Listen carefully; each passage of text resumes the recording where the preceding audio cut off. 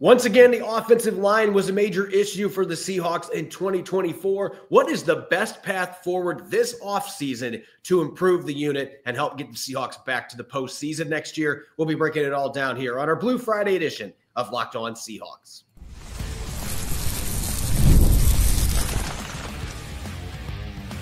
You are Locked On Seahawks, your daily Seattle Seahawks podcast, part of the Locked On Podcast Network, your team every day. Greetings, 12. This is Corbin Smith, host of the Locked On Seahawks podcast, your daily Seahawks podcast, part of the Locked On Podcast Network, your team every day. Glad to be joined here on our Blue Friday episode by my co-host in crime, Rob Rang, and a special thanks to each and every one of the 12s tuning in. Thank you, as always, for making Locked On Seahawks your first listen 5 days a week, whether you're listening in nearby Sumner, Washington, or if you're over in Paris, France. We appreciate each and every one of you.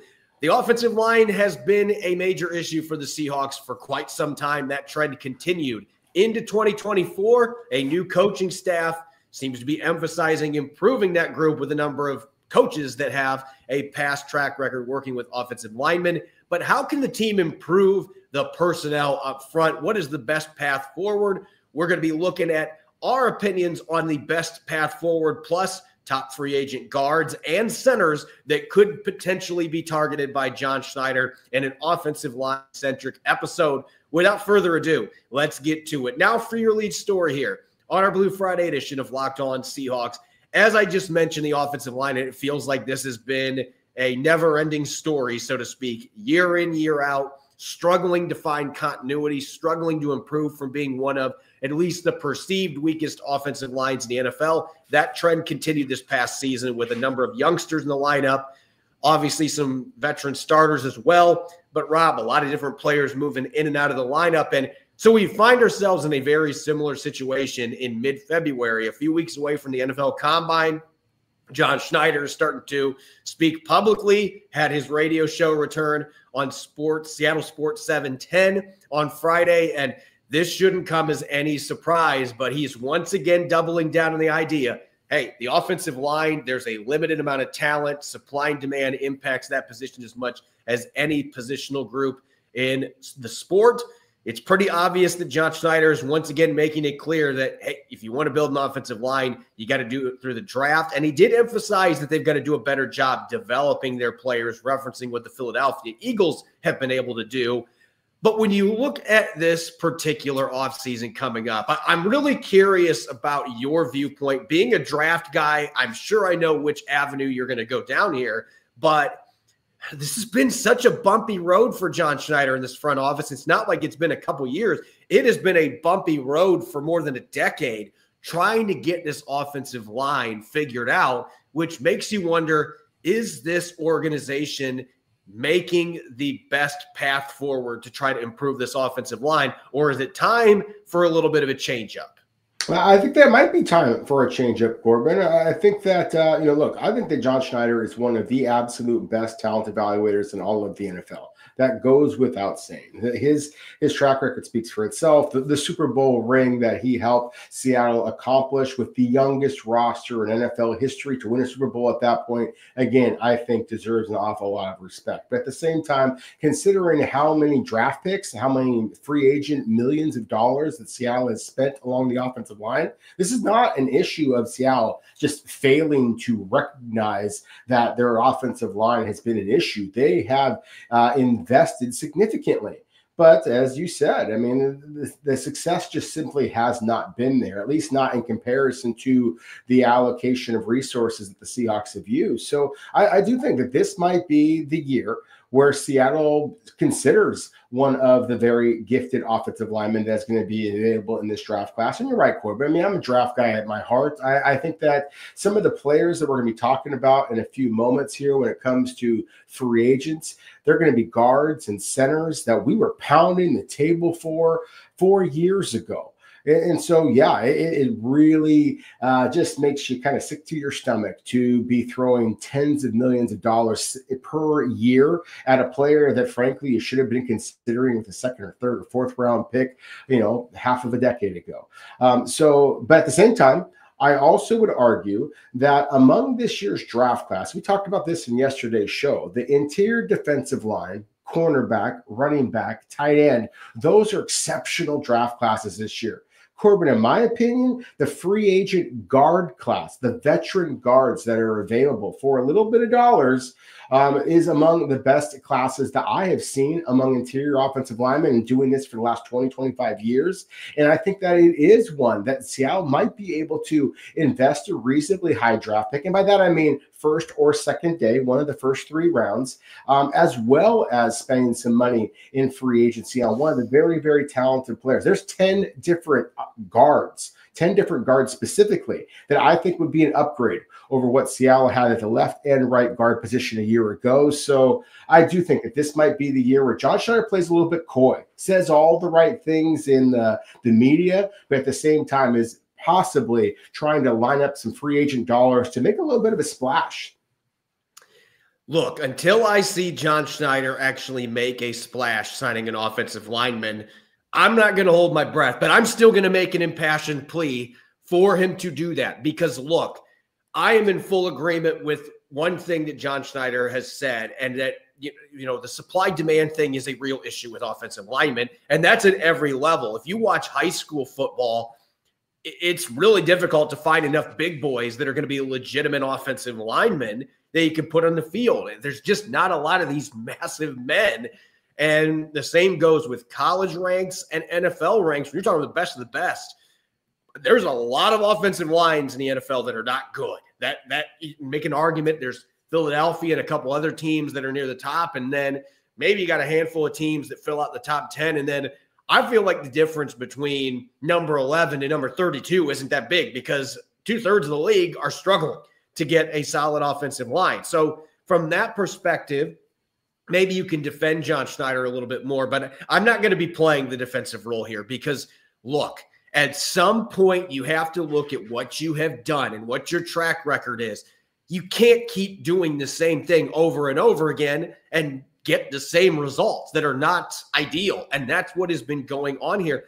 When is the last time that the Seahawks had an offensive lineman they drafted that they gave a second contract to? I know Ethan Posick got a 1-year deal, but I mean, it has been a long time. Damian Lewis is maybe the best offensive lineman they've drafted, at least in terms of being a starter for 4 years in the last 7 or 8 years, and they didn't re-sign him. They let him go in free agency. They didn't think he was worth the money that he signed going to Carolina in a free agent contract.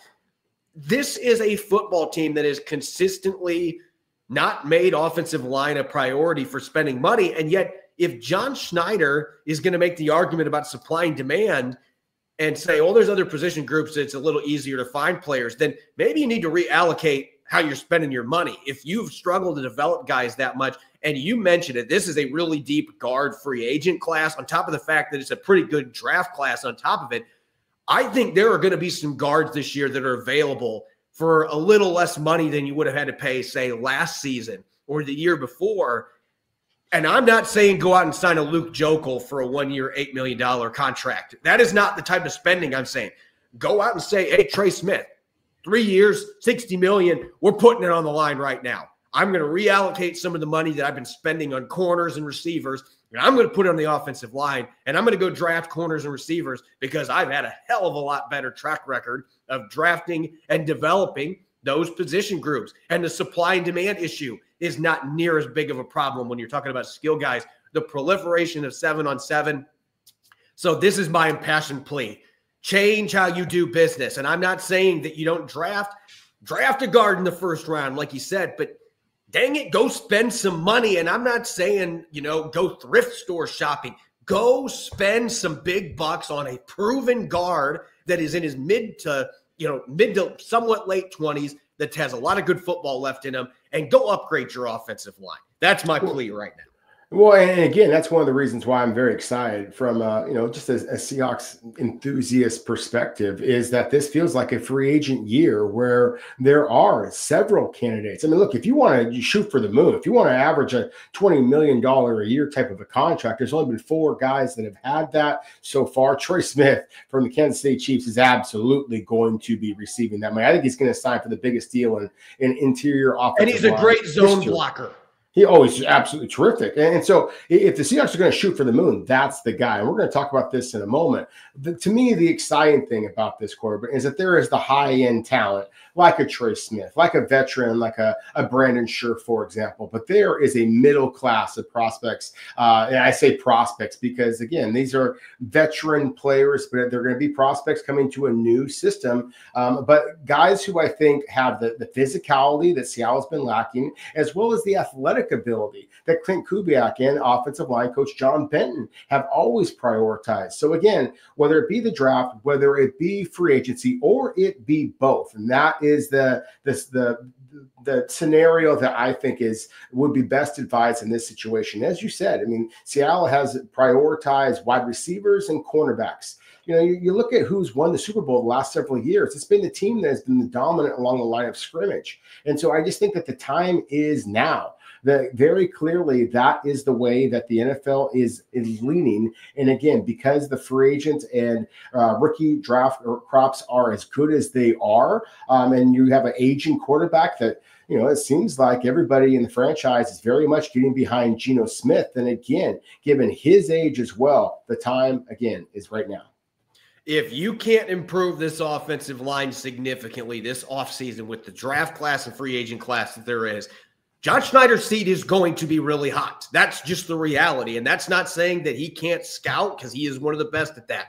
He has been a really great general manager aside from the offensive line decisions. But if you want to get back in contention, this issue that has been a bugaboo for a decade, it's got to get fixed. And coaching staff is going to help some if you made the right selections there, but you got to get this shored up. And again, spend some money. And I'm not saying pocket change. Go out and make the type of investment that is really going to make a difference for the front line. If the supply and demand is so poor, then you better go take advantage of it when there's a good player available that you can dish out some money. Sink your financial teeth into that. And we're going to show some guys they should do that with coming up next. We're going to be talking free agent guards, and we're going to limit it to 6 guys, but it could be much more because this is a really fun free agent guard class coming up in the NFL in the 2025 offseason. We'll get to that up next here on Locked On Seahawks.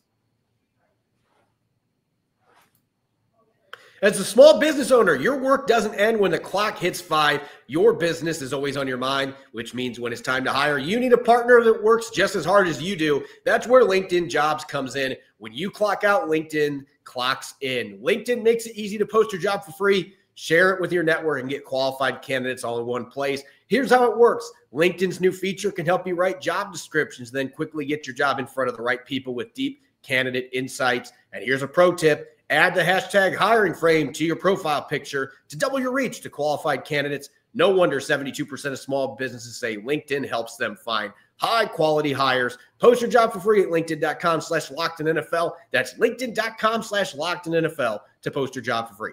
Terms and conditions apply. Welcome back to the Blue Friday edition of Locked On Seahawks. I'm your host, Corbin Smith. Glad to be joined by my co-host in crime, Rob Rang. A special Friday. We don't normally roll on Friday together, but when I said we're going to be talking offensive linemen, of course, Rob came running to his computer. Let's get to free agent guard prospects. And I'm going to use the word prospects as well. You could say targets, prospects, whatever you want, but you're looking at your prospects that are out there. It's kind of like the draft where you're looking at a stable of players at the position. And I don't know that there is a position group that has more intriguing prospects than the guard position. There's a lot of young players that look like they are poised to potentially hit the mark. And again, potentially, I can't see Kansas City keeping Trey Smith, but maybe they find a way to do it and they move on from somebody to open up some cap space. Who knows what Kansas City does? But Trey Smith is the crown jewel of this free agent class. And if we're going by John Schneider's history, Rob, there is no way in hell freezing over that the Seattle Seahawks are going to be making an offer. At the same time, though, it was only a few years ago that James Tooney on the Kansas City Chiefs, Joe Tooney, not James Tooney, Joe Tooney was a free agent, and the Seahawks made an aggressive pitch. Kansas City ultimately outbid them. So there is a history where John Schneider has tried to do that behind the scenes. It just hasn't resulted in getting the player. If there is a time that the Seahawks end up being that big bidder and spend a little extra money, Trey Smith seems like the ideal guy to go after. We're talking about a 4-year starter in the NFL who has been a top 5 guard for most of that time, and he's an elite zone blocker.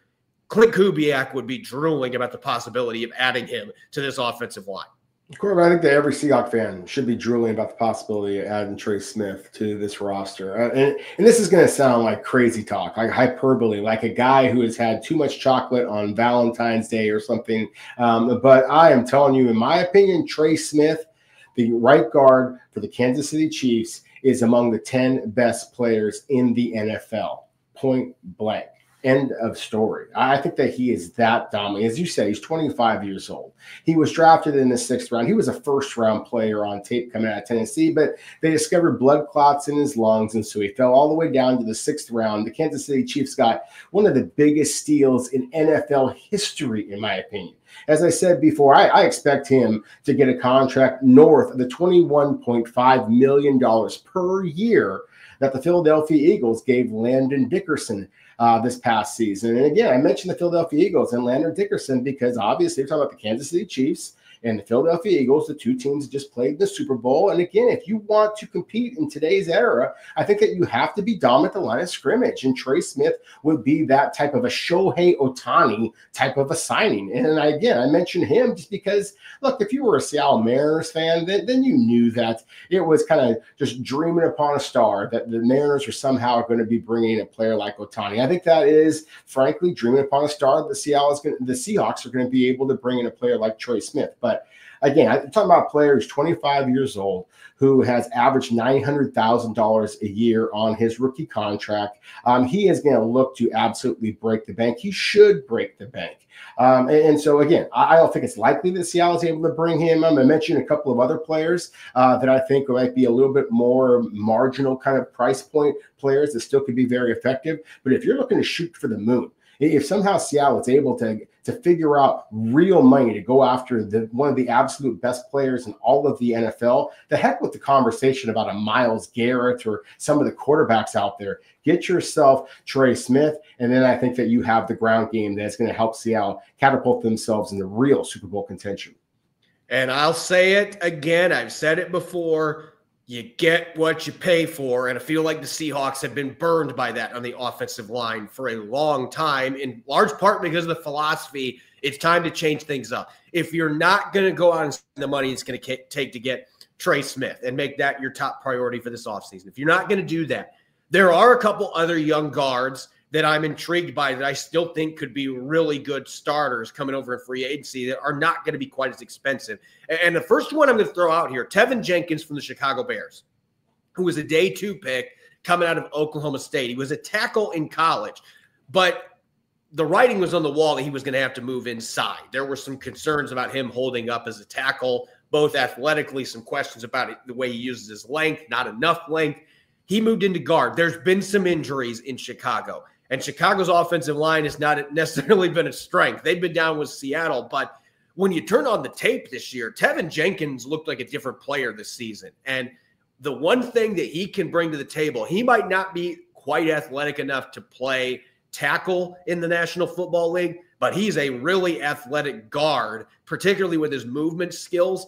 And he had one of the better zone blocking grades for PFF this year, and it matches the tape. When you turn on Chicago's tape, he was really good in the zone blocking game with that athleticism. You're not going to have to pay the same price you're paying for Trey Smith because he's not the same player. At the same time, though, you're still talking about a guy that's only got 4 years under his belt in the NFL. Chicago hasn't done anything to give their offensive linemen favors. I think John Benton would be fired up for the chance to be able to work with a player like Tevin Jenkins, who still is a ball of clay that can be molded. And then you look at Mekhi Becton from Philadelphia. Like, eventually the Eagles are not going to be able to pay all these offensive linemen. And Becton is a former first-round pick that struggled in New York, had injuries, dealt with some conditioning issues, goes to Philadelphia and immediately becomes a top 10 caliber guard moving inside. He played tackle for the Jets. The dude is an absolute mauler. He's a really good athlete for a player of his size, around 350, 360. Dude moves people, but he also moves pretty well. And he can do zone and gap schemes. John Benton has a history with him because he coached him in New York. But I think you bring him to Seattle, there's always a little more risk with a guy like this because he had that one big season. But I look at Mekhi Becton as a guy that the Jets, they're the Jets. And a chance to go to a quality organization, I think you put him back with John Benton with a different organization. I think Mekhi Becton could be well worth the investment. You're going to have to pay some money. But again, you pay to get that offensive line improved. You get what you pay for. I think Mekhi Becton and Tevin Jenkins are both players that could be really good investments that aren't going to cost as much as, say, somebody like Trey Smith.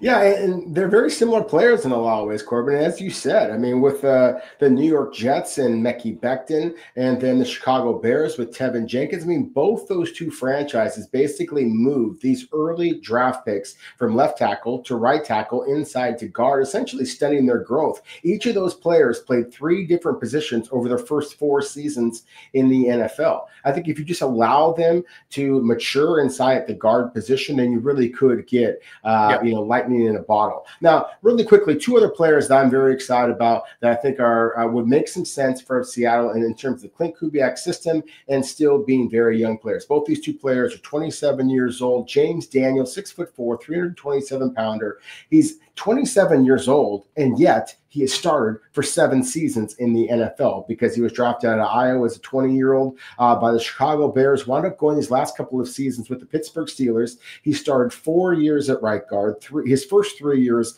at the left guard position. To me, his agility, the fact that he's only given up 1 sack each of the last 3 years, so 3 sacks total the last 3 years, I think that he would be a fit from a pass protection perspective. And again, he is a very agile player, so he would fit in the zone blocking system. And then if you want to steal from a divisional opponent, how about Aaron Banks, former second-round pick by San Francisco, out of Notre Dame? He missed some of his rookie season with injury, but the last 3 years, he's been an absolute rock at the left guard position up until this very last game of the season this past year where he tore his MCL. Because he is coming off of the injury, you might be able to get him at a little bit more of a bargain basement price. You know that he fits in the Kyle Shanahan version. Can he fit in the Clint Kubiak version of this West Coast offense? And again, it would be making the Seahawks better while robbing from a divisional opponent in the San Francisco 49ers. Two 27-year-olds that are going to be looking to break the bank a little bit. I think you're probably looking at a 3-year, $30 million, $35 million type of a contract for these players. But still,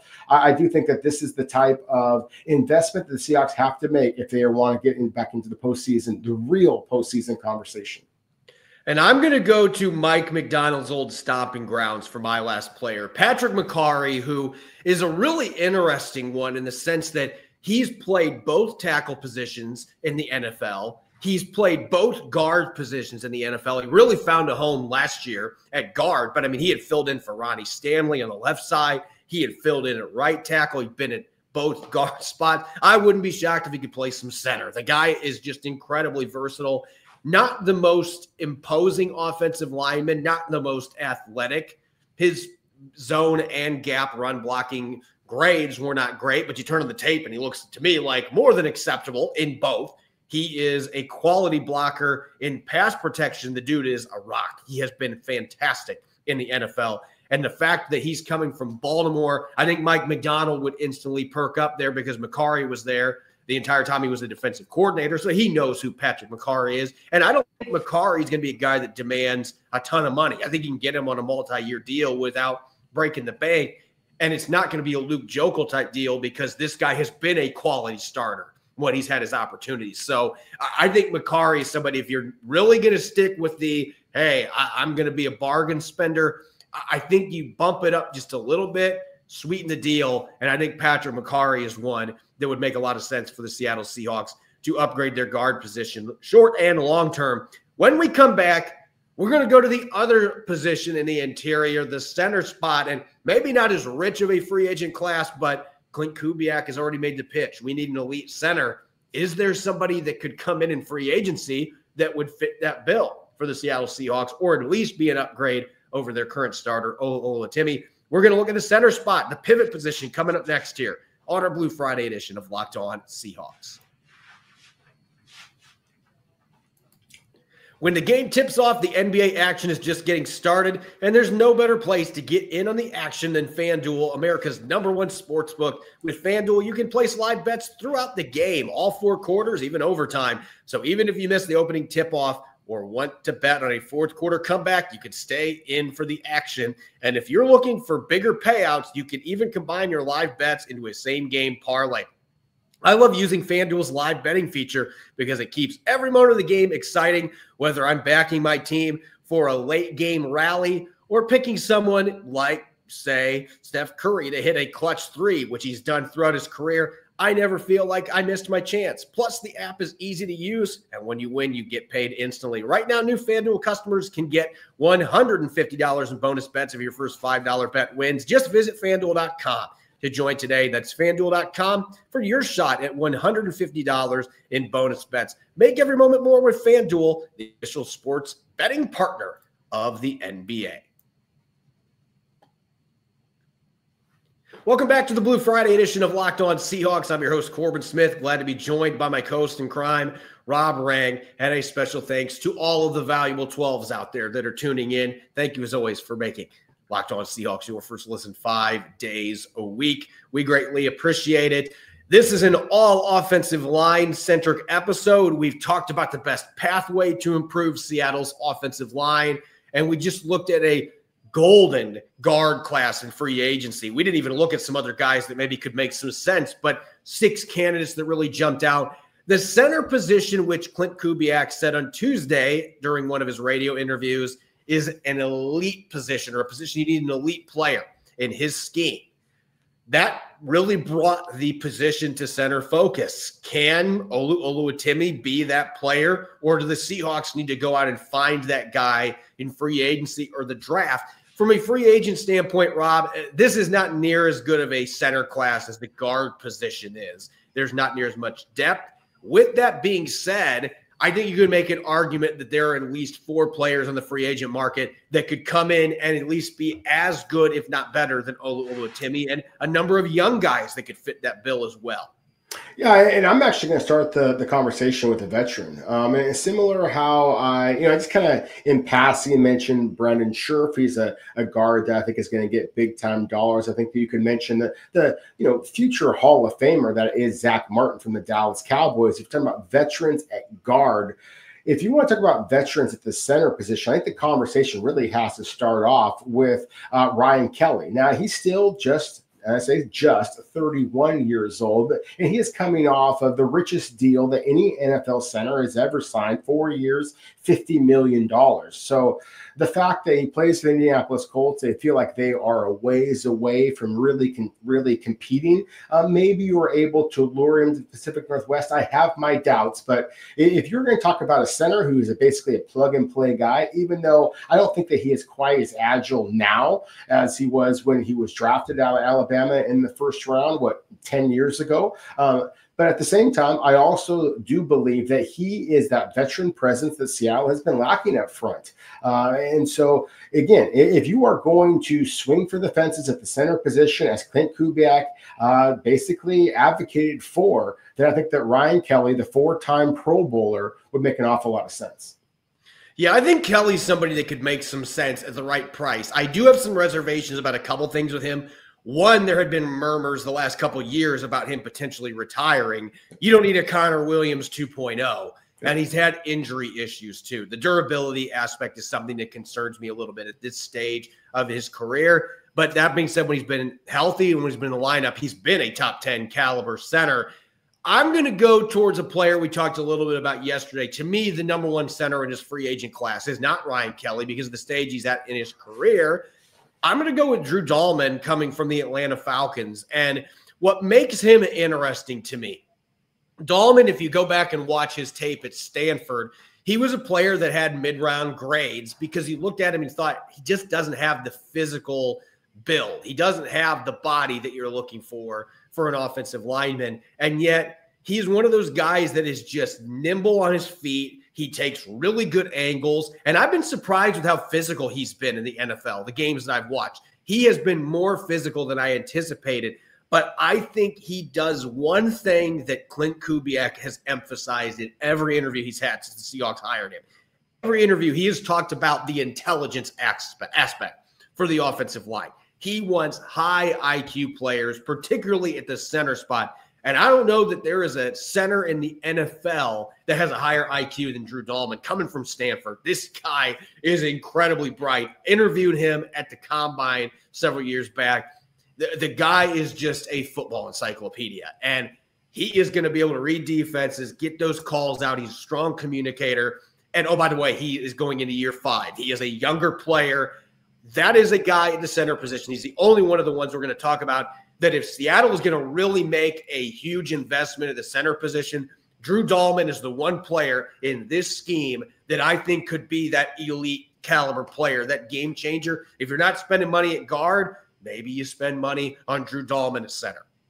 Well, I think that would make an awful lot of sense. If you are 100% correct in that in Clint Kubiak's system, Drew Dalman's intelligence, his agility, I think would make a terrific fit, even more of a fit than the bigger, broader, more powerful Ryan Kelly or another player I'm going to talk about in a moment, Josh Myers, a former second-round pick for the Green Bay Packers that has become a very quality center as well. But going back to Drew Dalman, Corbin, as you mentioned, I mean, very intelligent player. And it's like the apple doesn't fall far from the tree kind of a situation. His father, Chris, played at Stanford as well, played for the San Francisco 49ers, was the offensive line coach at Stanford, and actually for a little while with the Atlanta Falcons. When he was with Stanford, the Chris Dalman, the father, that was under Jim Harbaugh. And we know what John Schneider, has shown just his respect and Mike McDonald as well, of course, for the Harbaugh brothers. So I think that Drew Dalman makes sense for an awful lot of reasons. As you said, 6'3", 299 pounds, a little bit undersized. He reminds me a little bit of Robbie Tobeck with his initial quickness, his intelligence, and the fact that while a little bit shorter, a little bit leaner, he had 10.5-inch hands. That were the biggest hands of any center that was tested. I believe it's the 2021 Combine. So he's got kind of disproportionately large hands. That's important at the center position, considering how often he has to obviously be snapping the football. I'll mention Josh Myers, 6'5", 310-pounder. Corbin, you might remember, I pounded the table for this young man out of Ohio State 4 years ago. I'm not at all surprised that he has become one of the better young centers in all of the NFL for the Green Bay Packers. He allowed, I believe, 1 sack this past season. I think that he is the kind of a guy who's going to probably get a deal worth 3 years, maybe $30 million. I keep using 3-year allocations because that's what I think that you're going to see a lot of these young upcoming offensive linemen kind of receive from the league. Again, there's a lot of talk out there, Corbin, about the fact that the Seahawks went for D. Eskridge. And then, of course, the Kansas City Chiefs found an all-pro in Creed Humphrey 7 picks later. The Green Bay Packers found a Pro Bowl caliber center 1 pick earlier than Creed Humphrey. So it wasn't just that the Seahawks swung and missed with a wide receiver in D. Eskridge and let 1 very good center slide past him in the second round 4 years ago. They let 2 very good centers. This is their opportunity to correct that mistake, bring in a center who has the mobility to fit in the Clint Kubiak system, but also has a bit of master at the point of attack. And as I mentioned before with Aaron Banks, the guard from San Francisco 49ers, steal a very good interior offensive lineman from an opponent, a rival in the Green Bay Packers. So to me, Josh Myers, if you're going to go young and it's not Drew Dalman, it really should be Josh Myers from the Packers. I think there's a massive divide after those first 3 players, but there's one other one I'm going to throw out here just because scheme matters in the NFL. And so far with all the coaching hiring we've been seeing after Clint Kubiak, there's so many connections with that Mike Shanahan coaching tree. Either they were somebody like, say, Outen, who we talked about yesterday, Justin Outen, who coached previously for the Green Bay Packers with Matt LaFleur, who came from, you guessed it, Mike Shanahan's coaching tree in Washington. We've seen the Rams ties, guys that were in Minnesota with Kubiak that have been in similar systems that are stemming from that Shanahan scheme. And I think getting players who have been in that makes sense, which is why Austin Corbin is going to be the last name I'm going to throw out here. And Seahawks fans may be familiar with that name because Corbin was actually a starting guard for the Rams for a couple of seasons, including the year they won the Super Bowl. He goes to Carolina 2 years ago in free agency, and he's had injuries. He's played 9 games the last 2 seasons. That's it. He's had injuries. He has not played great when he's been in the lineup.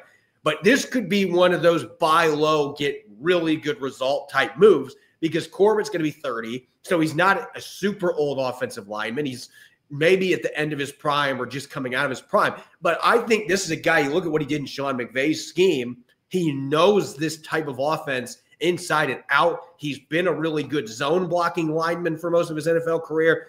Corbin might be that guy that if you're looking in the second tier, which again, I think there's a significant gap, but I could see him being just as good as Oluwatimi or maybe better because of that background he's got playing a ton of games in Sean McVay's scheme. And he played some snaps at center in LA. He played guard. This gives you some of that positional versatility that I think Kubiak and maybe the Seahawks in general are going to value in free agency as well. As always, you can follow me on X and Blue Sky at Corbin Smith NFL. You can follow Rob at Rob Rang. Make sure to subscribe to Locked On Seahawks wherever you get your podcast, whether it's YouTube, Apple Podcasts, Google Podcasts, wherever you listen. Make sure to subscribe. When we come back on Monday, we are going to continue taking a deep dive towards free agency and look on the offensive side of the ball at the skill positions. In particular, we're going to talk some wide receivers because the Seahawks may be in the hunt for a replacement for number 16. We'll be breaking that down coming up on Monday's show. Enjoy the rest of your Valentine's Day. Go Hawks.